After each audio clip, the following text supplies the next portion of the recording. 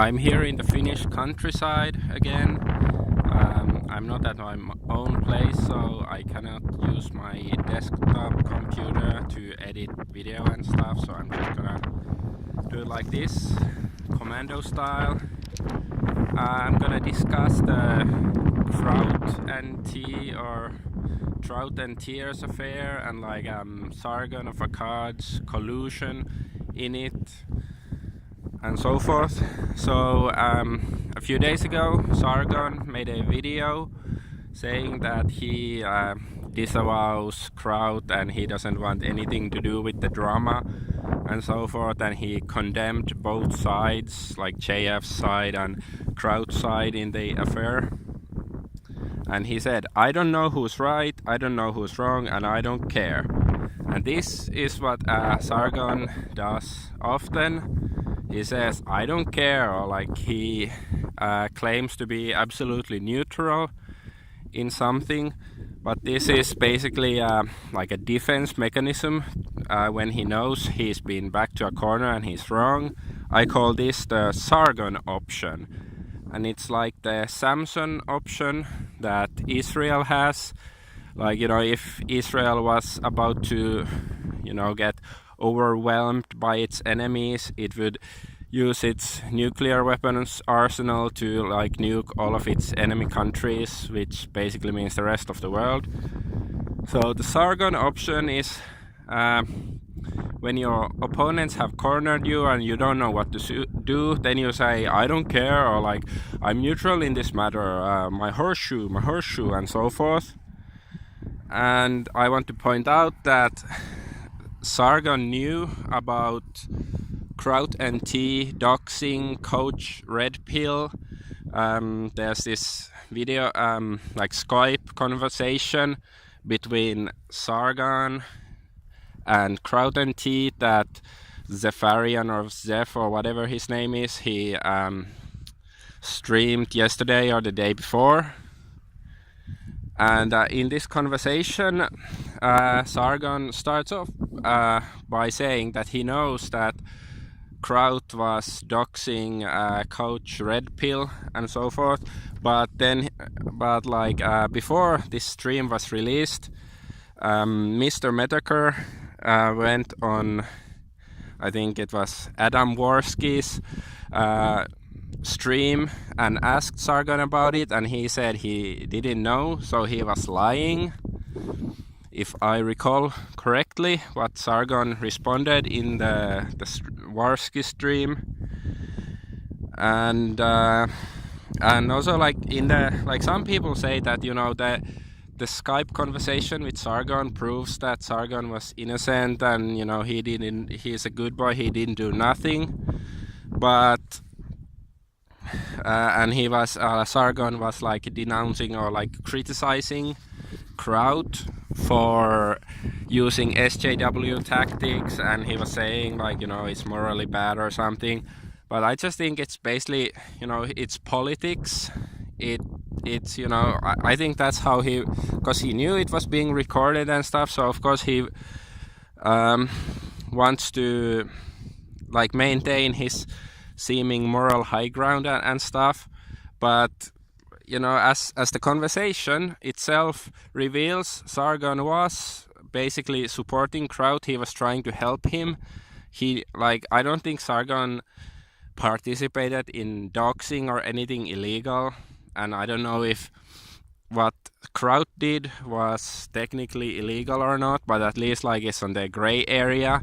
So I'm not accusing Sargon of doing anything like that. I'm just accusing him of being a manipulative asshole, and I'll get to it.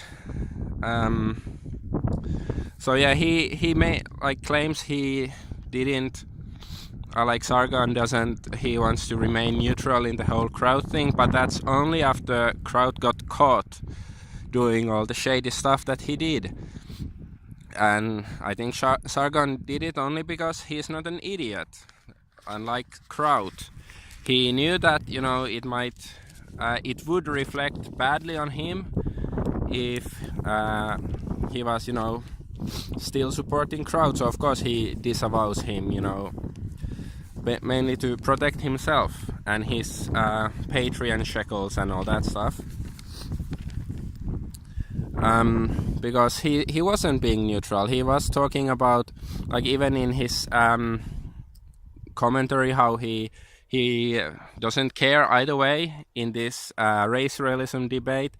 He said that Kraut was going on a culture warrior mode, and that's what, you know, Sargon, like, whenever, like, he claims like he's neutral, he doesn't care about anything, but he is actually always, you know, talking about my culture war, like we have to fight the culture war against the right and the left, and we, you know, we are so neutral and centrist. But he is promoting, he wasn't neutral. He mirrored Kraut's video on his channel before he took it down.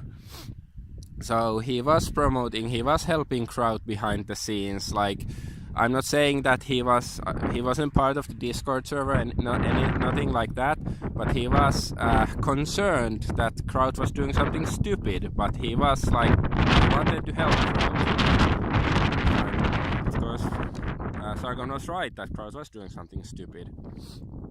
But that's basically how Sargon always acts. Like, he is promoting his culture war, but whenever whatever, you know, bullshit he claims he makes, he gets called out on it and whatnot, then he's like, then he takes the Sargon option, which is, I don't really care, or like, I don't care either way, or I just want to stay in the middle. And this is only a defense mechanism. And I guess, I hope a lot, you know, other people have noticed this as well. I'm pretty sure many have, but still a lot of people, like maybe casual observers, if they haven't noticed the pattern yet, they might take Sargon's word for it and whatnot. But this is a tactic he uses to avoid being called out. He was helping Kraut, that's clear. It has been proven in the stream and whatnot. He promoted Kraut's video and whatnot. And why I'm making this video is not just about, you know, Sargon being one guy being a prick on the internet and you know, I'm getting butthurt about it or anything like that, because it is a bigger issue. Like, the radical centrist, this, you know, so-called skeptic community, social moderate centrists, they claim to be a rational skeptic, and they always pretend to have the moral high ground, but it's all an act. They don't really, most of them probably don't even understand what these words mean. They just learn that, hey, if you use these words, people will listen to you. But because they're not skeptical, they're not analyzing a lot of their arguments rationally. It's most about, you know, pawning, like, you know, the low-hanging fruit idiot. Somebody says something stupid, or somebody says something that isn't accepted by mainstream society, then they call them out. So, like, see, you said something stupid, you said something wrong. And like the skeptics, they never, let's say, you know, they don't discuss 9/11 seriously, they don't criticize Israel, and they do nothing really to combat all these constant wars in the Middle East, or the ensuing mass immigration that comes with it. Like, they don't, you know, of course they say like, Muslims are bad, okay, but they don't really look at the root causes or anything like this. And this is significant, since I think a lot of young people look up to these people as some sort of, you know, mentors or guides or whatever, but they are not really. And, you know, maybe some people believe that, you know, if they keep watching Sargon videos, or whoever, Armored Skeptic or whatever, whoever these wankers are, like, if they keep watching their videos and giving them Patreon shekels, you know, everything will be just fine. But they're not really, this, you know, skeptics, radical centrists, they're not really doing anything to change things. They just want to maintain the status quo because it's comfortable for them, because they have the Patreon shekels, they have, you know, attention, and that's, you know, what the average person basically wants. They want money and they want to be, you know, praised. That's basically what they're doing, and they are acting as gatekeepers against, well, let's just say globalism. They don't offer any practical solutions how to combat this, and this is why I want to see the skeptic community burn. And I hope Mr. Medacre, his first video is out, and I hope he really gets deeper into all of their shady shit, and including Sargon of Akkad and what a fraud he is.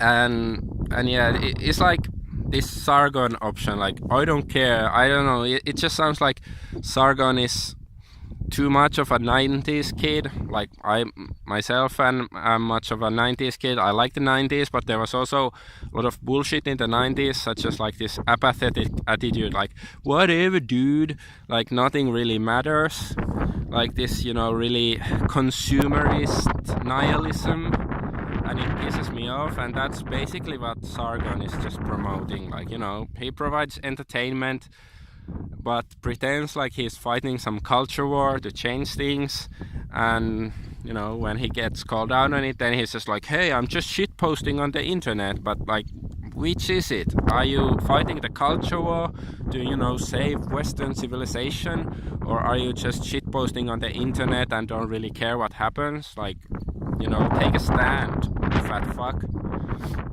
So yeah, I hope Mr. Medacre show us them, the whole fucking skeptic community. I hope he brings them down, and if he doesn't do it, I hope that other people do it, and I hope I can help.